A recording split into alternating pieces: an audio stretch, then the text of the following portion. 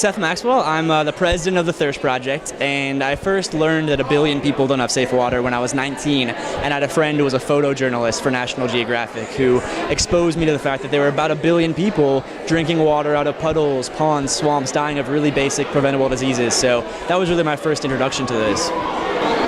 I'm hosting this year for the Thirst Project, and I'm really happy to be here. Last year, I bought a well in Swaziland, and it's been incredibly rewarding. They sent me video back of the actual villagers that now have clean water for the first time, and they thanked me from Africa, the villagers. They're like, thank you, Pauley, and I've just been, it's such an amazing payoff, Thirst Project, for such a small amount of money, especially if everyone joins together.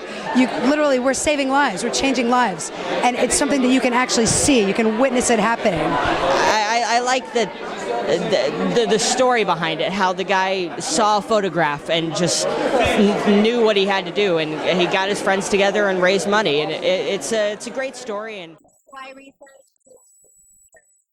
found out more about the process, so everyone involved.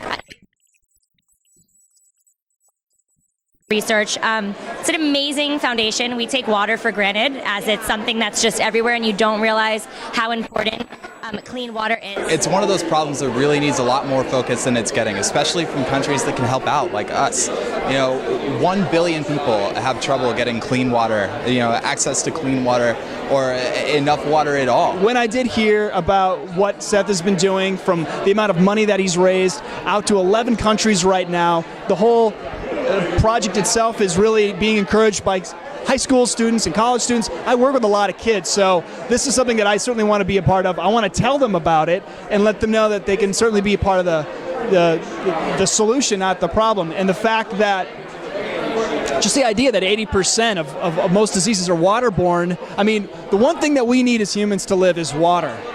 Why would we not want to put focus on free, clean water for everybody to drink, not just our country or whatever country? And